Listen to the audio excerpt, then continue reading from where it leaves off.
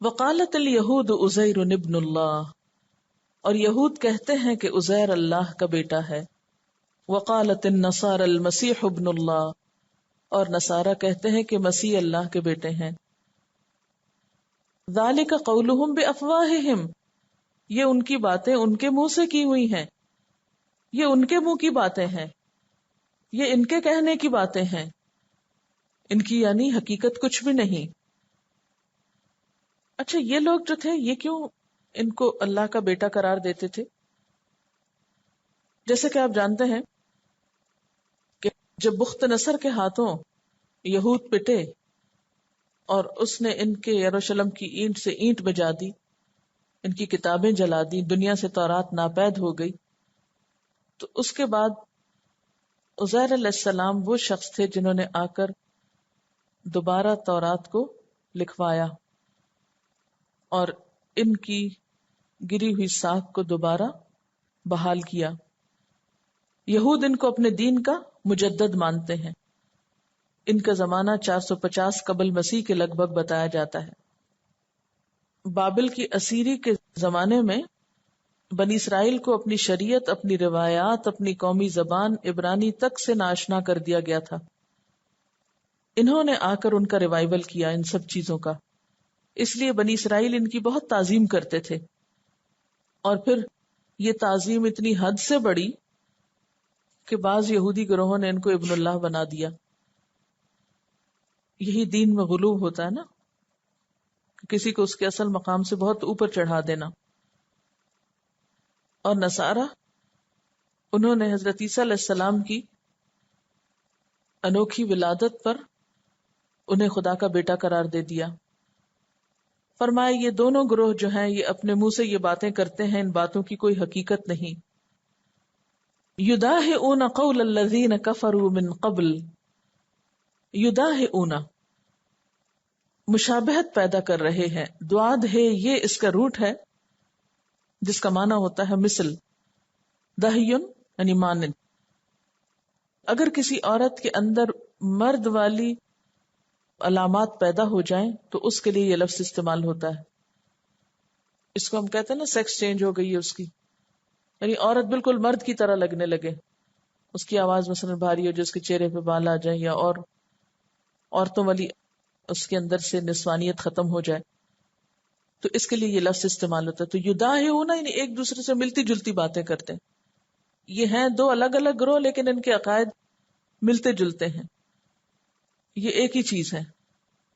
مداحات کہتے ہیں مشابہت اور مشاکلت کو، یعنی ان سے پہلے جن لوگوں نے یہ کلمہ کفر ایجاد کیا، کون سا؟ ابن اللہ کہنے کا، یہ لوگ بغیر سوچے سمجھے ان کی نقل کیے جا رہے ہیں. سورۃ آل عمران میں یہ بات اچھی طرح واضح کی گئی تھی. آپ کو یاد ہے نا کہ نصارہ جو تھے یہ غیر قوموں سے متاثر ہوئے تھے، ان کے فلسفوں کو انہوں نے اپنے دین میں برآمد کیا تھا. کرسچینٹی میں بھی آپ مزید پڑھیں گے. تو اس لیے اللہ تعالیٰ فرماتے ہیں کہ یہ ان کے دین کی بات نہیں ہے، یہ بات دوسری قوموں سے انہوں نے لی ہے، من قبل جو ان سے پہلے گزری. قاتلہم اللہ، اللہ کی مار ان پر، یہ عربی میں لعنت کا کلمہ ہے. انا یؤفکون، کہاں سے پھیرے جاتے ہیں، خدا ان کو غارت کرے. یہ کہاں سے ان کا دماغ گھوم گیا ہے، کہاں سے انہوں نے دین میں تبدیلی کر ڈالی. اصل میں انہوں نے اپنے بہت سے عقائد جو تھے یہ اپنی اصل کتاب سے نہیں، کیونکہ اصل کتاب تو گم ہی ہو گئی جس زبان میں یہ اتری تھی. پھر بعد میں اس کے ترجمے باقی رہ گئے، ترجموں کی بنیاد پر انہوں نے بہت سی تفسیریں کی جس سے یہ سب گڑبڑ پیدا ہوئی. اسی لیے ہمارے ہاں یہ بات منع کی گئی ہے کہ بغیر عربک ٹیکسٹ کے قرآن پاک کو اس طرح نہ شائع کیا جائے کہ لوگ ترجمے کو قرآن نہ سمجھ لیں. اس کے لیے لازمی طور پر یہ کہنا ضروری ہے کہ ترجمہ قرآن. یہ ریسنٹلی دیکھنے میں آیا ہے کہ قرآن پاک کا صرف اردو ٹرانسلیشن جو ہے مفت تقسیم کیا جاتا ہے. تو یہ بھی ایک چال معلوم ہوتی ہے یا سازش معلوم ہوتی ہے، کیونکہ یہ بات درست نہیں ہے. اصل میں دوسری اقوام کو اس بات پر مسلمانوں سے بہت حسد ہے کہ ان کی کتاب ابھی تک محفوظ کیوں ہے. ہمارے پڑھے لکھے طبقے میں یہ سوچ بھی پیدا ہو رہی ہے کہ نماز کو اپنی زبان میں کیوں نہیں پڑھا جاتا، عربی پڑھنے کی کیا ضرورت ہے، خالی ترجمہ کافی کیوں نہیں، ہمارے بچوں کو عربی پڑھنے میں بہت مشکل ہوتی ہے، میں سوچتی ہوں کبھی انہیں انگریزی پڑھنے میں مشکل کیوں نہیں ہوئی، وہ ان کی مادری زبان ہے، ابھی تو غیروں کی زبان تھی، وہ اپنی ہو گئی، اور جو اپنے رب کی زبان ہے وہ غیر ہو گئی، وہ مشکل پڑ گئی۔ تو بہت سے لوگ اس کا سوال کرتے ہیں مجھ سے بھی کہ کیا یہ کافی نہیں کہ ہم صرف ترجمہ ہی پڑھ لیا کریں، جو سمجھ نہیں آتا اس کو پڑھنے کا فائدہ کیا؟ اللہ کا کلام ہے، اللہ کے کلام کا ایک ایک حرف جو ہے وہ باعث اجر ہے، اور ہم مسلمانوں میں اور دوسری قوموں میں وجہ امتیاز یہ ہے کہ اللہ نے آج بھی اس زبان کو زندہ رکھا ہے 1400 سال گزرنے پر، جس میں اس نے اپنی کتاب بھیجی ہے۔ کسی بھی اور دین کے پاس یہ نعمت نہیں ہے۔ اتخذوا احبارهم ورهبانهم اربابا من دون اللہ، یعنی شرک کی ایک قسم کیا تھی کہ انہوں نے پیغمبروں کو اللہ کا بیٹا بنا دیا، پیغمبروں کے بعد جو ان کے علماء اور راہب تھے ان کو بھی انہوں نے اپنا رب بنا لیا۔ اتخذوا احبارهم ورهبانهم اربابا من دون اللہ، انہوں نے اپنے علماء اور درویشوں کو اللہ کے سوا اپنا رب بنا لیا۔ والمسیح ابن مریم، اسی طرح مسیح ابن مریم کو بھی۔ حضرت عدی بن حاتم کہتے ہیں کہ میں نے نبی صلی اللہ علیہ وسلم سے یہ آیت سن کر عرض کیا کہ یہود و نصارہ نے تو اپنے علماء کی کبھی عبادت نہیں کی، پھر یہ کیوں کہا گیا ہے کہ انہوں نے ان کو رب بنا لیا؟ آپ صلی اللہ علیہ وسلم نے فرمایا، یہ ٹھیک ہے کہ انہوں نے ان کی عبادت نہیں کی، لیکن یہ بات تو ہے نا کہ ان کے علماء نے جس چیز کو حلال کیا اس کو انہوں نے حلال سمجھا، جس چیز کو انہوں نے حرام کیا اس کو انہوں نے حرام سمجھا، یہی ان کی عبادت کرنا ہے۔ اسی لیے پیچھے آپ دیکھیں نا، وَلَا يُحَرِّمُونَ مَا حَرَّمَ اللَّهُ وَرَسُولُهُ، تو یہ بھی دین کا ایک حصہ ہے، حلال کو حلال سمجھا جائے اور حرام کو حرام سمجھا جائے، اور اگر اللہ اور اس کے رسول کے علاوہ یہ اختیار کسی تیسرے کو دیا جائے تو گویا اس کو بھی رب ماننا ہے، کیونکہ حضور صلی اللہ علیہ وسلم بھی دراصل جو کچھ حرام کرتے ہیں وہ اللہ ہی کی مرضی کے مطابق ہے، تو اس لیے اصل جو حکم ہے وہ اللہ ہی کا ہے۔ یعنی رب کی عبادت صرف نماز پڑھنے سے نہیں ہوتی، بلکہ اللہ کی حرام کردہ چیز کو حرام سمجھنے سے بھی اس کی عبادت ہوتی ہے۔ اب کتنے افسوس کی بات ہے کہ کچھ مسلمان ہی کہتے ہیں شراب حرام نہیں ہے، کہاں لکھا ہے کہ حرام ہے؟ تو دین کے ان بنیادی نظریات کو تبدیل کرنا جو ہے یہ بھی عبادت میں خلل ڈالتا ہے۔ وَمَا أُمِرُوا إِلَّا لِيَعْبُدُوا إِلَٰهًا وَاحِدًا، اور ان کو کیا حکم دیا گیا تھا کہ وہ صرف ایک اللہ کی عبادت کیا کریں، لا الہ الا ہو، اس کے سوا کوئی الہ نہیں، سبحانہ عما یشرکون، پاک ہے وہ اس سے جو وہ شریک ٹھہراتے ہیں۔ اصل بات یہ کہ جب انسان کا ایمان زندہ ہوتا ہے نا تو وہ ہر چیز کو خدا کی طرف منسوب کرتا ہے۔ کیا آپ کو یہ محسوس نہیں ہوتا اپنی عملی زندگی میں کہ جب سے آپ نے اللہ کی کتاب کو پڑھنا شروع کیا ہر چیز میں آپ اللہ تعالیٰ کا عمل، دخل اور تعلق اور سوچ ہر معاملے میں آپ کو آتی ہے؟ ایک بہت بڑا فرق ہے نا، یعنی اس کتاب سے جو ایمان زندہ ہوتا ہے تو ہماری زندگی میں آنے والا ہر واقعہ، حادثہ، کوئی چیز، خوشی، غمی، اچھا برا، ہر چیز میں ہم کس کو شامل کر لیتے ہیں؟ اپنے رب کو شامل کر لیتے ہیں، اور ہر چیز کو ہم اسی نسبت سے سمجھنے کی کوشش کرتے ہیں، ہر چیز کا تعلق اسی سے جوڑنے کی کوشش کرتے ہیں۔ اور دوسری قسم کے لوگ وہ کیا کرتے ہیں؟ جب دنیا کی نظر سے ہر چیز کو دیکھتے ہیں تو وہ پھر خالق کو مخلوق کی سطح پہ اتار دیتے ہیں۔ یہود و نصارہ میں یہی بگاڑ پیدا ہوا، وہ اللہ تعالیٰ کی سپرمیسی اور اللہ تعالیٰ کی فوقیت کو بھول کر جو ظاہری نظر آنے والی چیزیں تھیں دنیا میں کھو کر رہ گئے، لہذا ہر چیز کو انہوں نے دنیا کی نظر سے دیکھا. انہوں نے رب کو بھی دنیا کی نظر میں دیکھا، یعنی انسانوں کی شکل میں انہوں نے رب دیکھا. اصل میں یہ پچھلی قوموں سے متاثر ہوئے تھے. رومی اور یونانی قومیں جو تھی، انہوں نے اپنے جو بت بنائے ہوئے تھے اور دیوتا بنائے ہوئے تھے، وہ ان کو خدا ہی کے اوتار سمجھتے تھے. سورج دیوتا اور چاند دیوتا اور مختلف اور جو ان کی جو میتھولوجی تھی، اسی سے یہ لوگ متاثر ہوئے تھے اور ان کے اندر بھی بگاڑ آیا. اور کیا کرتے ہیں یہ اہل کتاب؟ کیوں حکم دیا گیا ان سے جنگ کرو؟ یہ اس کی وجوہات بتائی جا رہی ہے نا آگے، کیونکہ انہوں نے اللہ کا حق مارا، اللہ کا بیٹا کسی کو بنا دیا. پھر اور قصور کیا ہے؟ احبار اور رہبان کو رب بنا دیا. پھر کیا قصور ہے؟ یریدون ان یطفئوا نور اللہ بافواہہم، یہ چاہتے ہیں کہ اللہ کے نور کو اپنے منہوں سے بجھا دے. اللہ کا نور یہاں کیا ہے؟ اسلام. یہ چاہتے ہیں کہ اللہ کے نور کو اپنے منہوں سے بجھا دے، اپنی پھونکوں سے بجھا دے. اس چراغ کو پھونکوں سے بجھائیں. وَيَأْبَى اللَّهُ إِلَّا أَن يُتِمَّ نُورَهُ، مگر اللہ اپنی روشنی کو مکمل کیے بغیر ماننے والا نہیں ہے. وَلَوْ كَرِهَ الْكَافِرُونَ، خواہ کافروں کو یہ کتنا ہی ناگوار کیوں نہ ہو. ہر دور میں یہود و نصارہ کا یہ طریقہ رہا کہ انہوں نے اسلام اور پیغمبر اسلام کی ذات کے خلاف اور مسلمانوں کے کردار کو اتنا مسخ کیا، اس کے خلاف ایسا پروپیگنڈا کیا کہ لوگ اسلام سے متنفر ہو جائیں. اگر حقیقی معنوں میں دیکھا جائے تو دنیا میں اللہ کے راستے سے روکنے والے، دین کے راستے میں سب سے بڑی رکاوٹ یہی لوگ تھے، جو اس بات کا بھی دعویٰ کرتے تھے کہ ہم خدا کو، آخرت کو، ہر چیز کو مانتے ہیں، اور اس کے ساتھ حق کو پہچاننے کے باوجود اس کا انکار کرتے تھے. فرمایا یریدون ان یطفئوا نور اللہ، یہ چاہتے ہیں کہ اللہ کا نور ان کے منہوں سے، یعنی ان کی باتوں سے بجھ جائے، ان کے غلط پروپیگنڈے سے دین اسلام دب کر رہ جائے. اور اللہ بھی اپنے نور کو پورا کرنے والا ہے، خواہ ان کو کتنا ہی ناپسند ہو.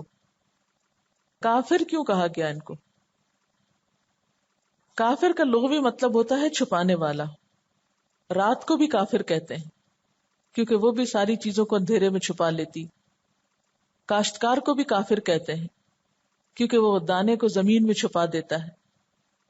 تو کافر بھی چونکہ اللہ کے نور کو چھپانا چاہتا ہے، یا پھر اپنے دلوں میں کفر اور نفاق کو، اسلام اور مسلمانوں کے خلاف بغض و عناد کو چھپاتا ہے، اس لیے اس کو بھی کافر کہا جاتا ہے. اچھا، اس پر ایک شعر بھی ہے نا، نور خدا ہے کفر کی حرکت پہ خندہ زن، پھونکوں سے یہ چراغ بجھایا نہ جائے گا. مراد اس سے کیا ہے؟ زبانی پروپیگنڈا. اور آج کے دور میں یہ فتنہ ماضی کی نسبت کئی گنا زیادہ ہے.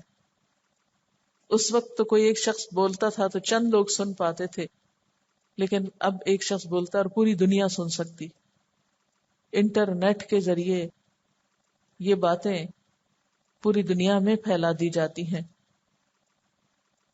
اور آپ دیکھیں کہ بات کے ذریعے، تو جب آپ بولتے ہیں تو آپ دیکھیں گے کہ منہ سے ایک ہوا سے نکلتی ہے نا، تو پھونک میں بھی کیا ہوتا ہے؟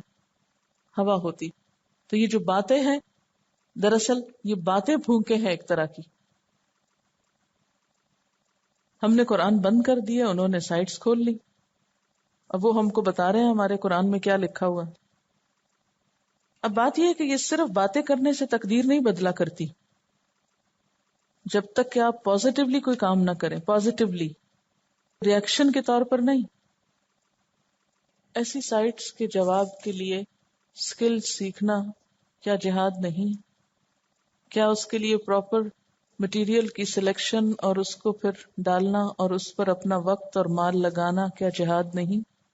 لیکن اس جہاد میں آپ شریک جب بھی ہو سکتے ہیں جب آپ کو اپنے دین کی صحیح روح پتا ہو، ورنہ تو کیا ہو رہا ہے، جس کو بھی ایک جوش آتا ہے، جذبہ آتا ہے، وہ چند باتیں اکٹھی کر کے ایک سائٹ بناتا ہے جو یوز لیس سی ہوتی، عام طور پر وہ اتنی افیکٹو نہیں ہوتی. تو صرف جذبہ، صرف تمنا، صرف شوق کافی نہیں، جب تک کہ حکمت کے ساتھ، علم کے ساتھ، صبر اور امانت کے ساتھ کام نہ کیا جائے. هو الذی ارسل رسولہ بالہدی ودین الحق، وہ اللہ وہ ذات ہے جس نے اپنے رسول کو بھیجا ہدایت دے کر اور دین حق دے کر، سچا دین دے کر. کیوں بھیجا؟ لیظہرہ علی الدین کلہ، تاکہ اس کو غالب کر دے اوپر دین کے سارے اس کے. لیظہرہ، ظاہرہ کا مطلب ہوتا ہے ظاہر ہونا، اور علا جب آتا ہے تو غلبے کے معنوں میں آتا ہے، یعنی اس کو غالب کر دے علی الدین کلہ، تمام ادیان پر، یعنی دین کے نام پر جتنی بھی ایکٹیویٹی اس سے پہلے ہے اس سب پر اس کا غلبہ نظر آنے لگے. وَلَوْ كَرِهَ الْمُشْرِكُونَ، خواہ مشرک ناپسند ہی کریں، خواہ مشرکوں کو یہ کتنا ہی ناگوار گزرے. یہ غلبہ کس اعتبار سے تھا؟ نمبر 1، دلائل کے اعتبار سے. اور یاد رکھیے کہ دلائل کے اعتبار سے یہ غلبہ آج بھی دین اسلام کو حاصل ہے. پھر ایک وقت ایسا تھا کہ جب دنیاوی اعتبار سے، مادی اعتبار سے اور ایک رواج کے اعتبار سے بھی یہ دین دنیا میں غالب آیا، دنیاوی غلبہ بھی اس کو حاصل ہوا. آج اگر نہیں ہے، آج علمی اور دلائل کے اعتبار سے تو غلبہ ہے، لیکن عملی طور پر یہ غلبہ نظر نہیں آتا. یعنی دین اسلام کے مقابلے میں دیگر ادیان کے ماننے والے دنیا میں ابھرے ہوئے نظر آتے ہیں، اور اس کی وجہ بھی وہی ہے کہ لا یدینون دین الحق، انہوں نے سچے دین کو دین مانا ہی نہیں، یا دین کو سنجیدگی کے ساتھ لیا ہی نہیں. آج بھی اگر وہ اپنے دین کو پورے کانفیڈنس کے ساتھ لیں تو ان کا غلبہ یقینی ہے، کیونکہ اس میں سچائی ہے. آپ جانتے ہیں کہ حضور صلی اللہ علیہ وسلم جب دنیا میں آئے تو خود جزیرۃ العرب میں طرح طرح کے دین تھے. مثلا مشرکین عرب کا ایک دین تھا جس کو وہ دین ابراہیمی کہتے تھے. یہود کا ایک دین تھا جسے وہ دین موسیٰ کہتے تھے. نصارہ کا ایک دین تھا جس کو وہ دین مسیح کہتے تھے. کرائسٹ سے کرسچینٹی، جوڈا سے جوڈائزم، یہودیت. یہ سب دین کیا تھے؟ یہ وہ تعلیمات نہ تھیں جو ابراہیم علیہ السلام نے یا موسیٰ علیہ السلام نے یا عیسیٰ علیہ السلام نے دی تھی. وہ تعلیمات جو تھیں ان سب کا نام کیا تھا؟ اسلام. ابراہیم علیہ السلام جو دین لائے تھے وہ بھی اسلام تھا، موسیٰ علیہ السلام اور عیسیٰ علیہ السلام جو دین لائے وہ بھی اسلام تھا.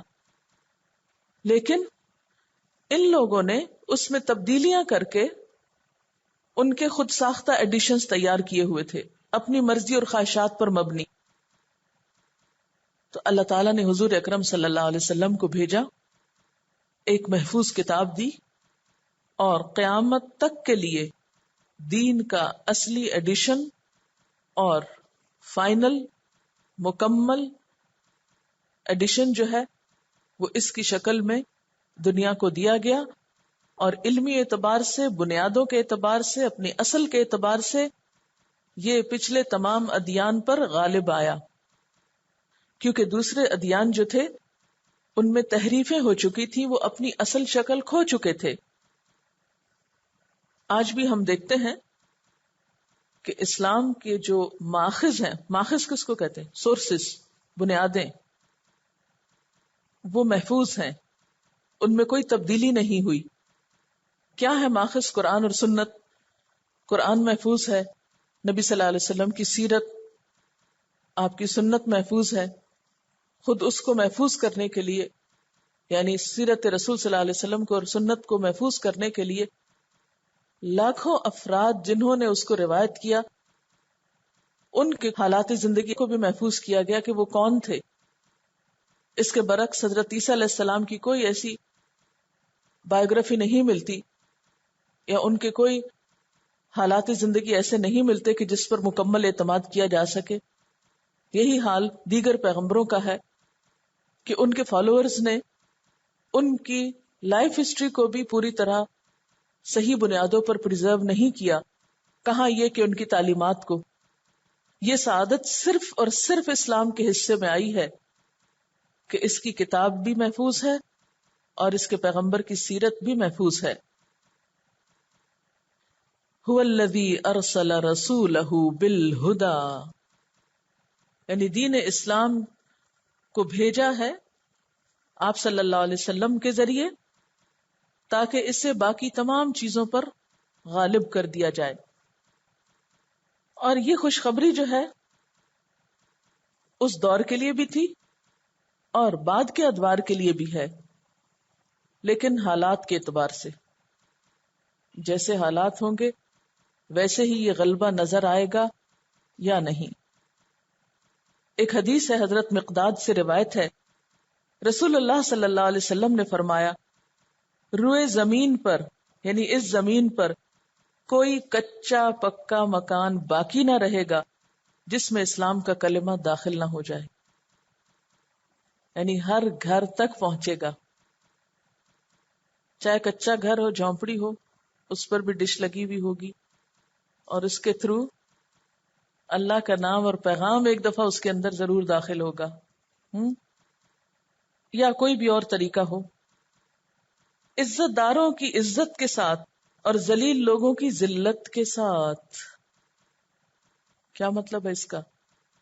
یعنی اسلام کا کلمہ داخل ہوگا عزت داروں کی عزت کے ساتھ اور ذلیل لوگوں کی ذلت کے ساتھ. یعنی اس کے حامل جیسے ہوں گے ویسے ہی پہنچائیں گے. ایک وقت تھا کہ صحابہ کرام کو اللہ نے عزت دی تھی اور ان کے ذریعے اللہ نے ہر جگہ یہ کلمہ پہنچایا. اور ایک آج ہم جیسے لوگ ہیں جو دنیا میں ذلیل و خوار ہو رہے ہیں، اور ہماری وجہ سے پھر دین کو بھی وہی مقام مل رہا ہے، حالانکہ وہ بہت بڑی سچائی ہے. اور پھر جن کو اللہ عزت دیں گے وہ مسلمان ہوں گے، جن کو ذلیل کرنا ہوگا وہ اسلام کو قبول نہ کریں گے مگر اسلامی حکومت کے تابع ہو جائیں گے. اور حضور صلی اللہ علیہ وسلم کے بعد یہ وعدہ پورا ہوا. اسلام تقریباً 1000 سال تک عملی طور پر دنیا میں عزت کے ساتھ رہا، اس کو غلبہ نصیب ہوا. یہی وجہ ہے کہ آج اسلام کے نہ ماننے والے بھی اس بات کو ضرور مانتے ہیں کہ اسلام وہ دین ہے جس نے دنیا کو سائنس جیسی نعمت دی اور فکری آزادی دی، کیونکہ اس سے پہلے سوچ پر بڑی پابندیاں تھی. آپ کو معلوم ہے کہ کرسچینٹی میں کسی بھی شخص کو اپنے عقل یا دماغ استعمال کرنے کی اجازت نہیں ہوتی تھی. کوئی بھی نیا نظریہ یا فلسفہ لاتا جو ان کے تحریف شدہ دین کے خلاف جاتا یا ان کی آرزوؤں اور خواہشات کے، تو ان کو ڈیتھ پینلٹی تک دی جاتی. بے شمار لوگوں کو، بے شمار سائنٹسٹ کو زندہ آگ میں جلایا گیا اور بہت ظلم و ستم ہوئے. یہ اسلام ہے جس نے سوچ کے یہ پہرے اٹھائے اور عقل کے استعمال پر بار بار زور دیا